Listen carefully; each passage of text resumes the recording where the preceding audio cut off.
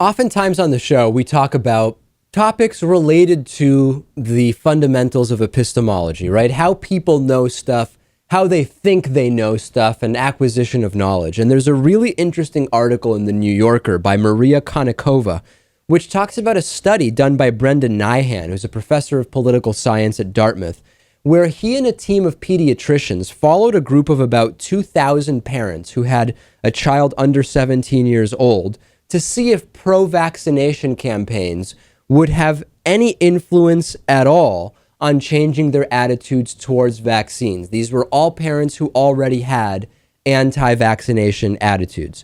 Each household received one of four pamphlets. One, which was a leaflet from the Center for Disease Control and Prevention saying there's no evidence at all that links the MMR vaccine to autism.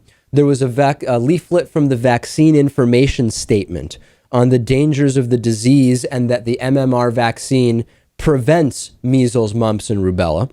There were others that received photographs of children who got these diseases because they weren't vaccinated.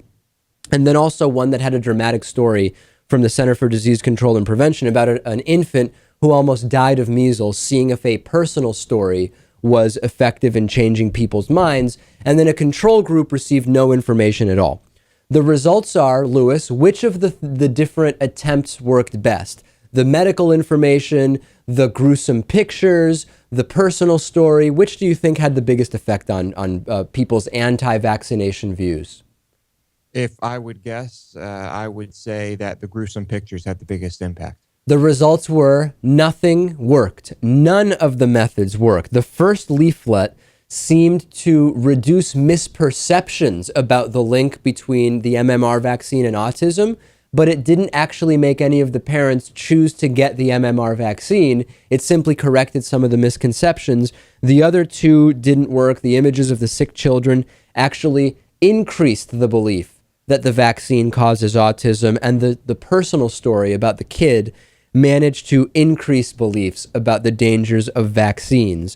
So they went on to figure out why was that, and why is it that some beliefs are reinforced by conflicting information. And what they found is that not all false beliefs are created equal. For example, right now, what's a good example of this?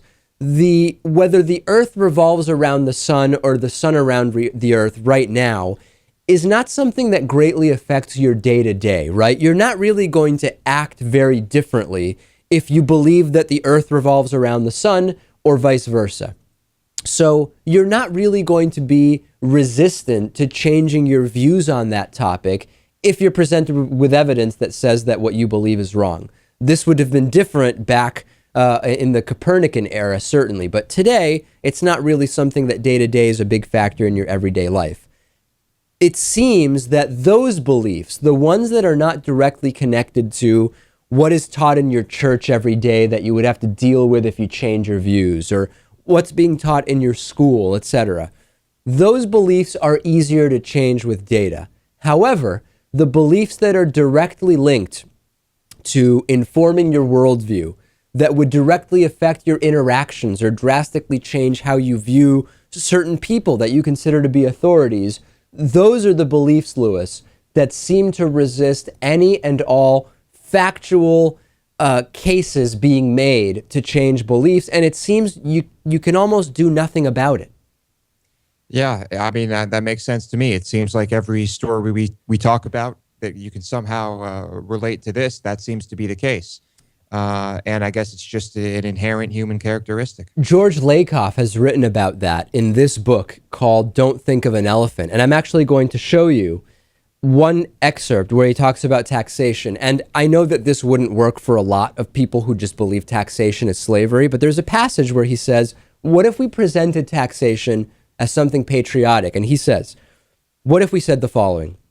Taxation is paying your dues, paying your membership fee in America. If you join a country club or a community center, you pay fees. Why? You didn't build the swimming pool. You have to maintain it, though. You didn't build the basketball court. Someone has to clean it. You may not use the squash court, but you have to pay your dues.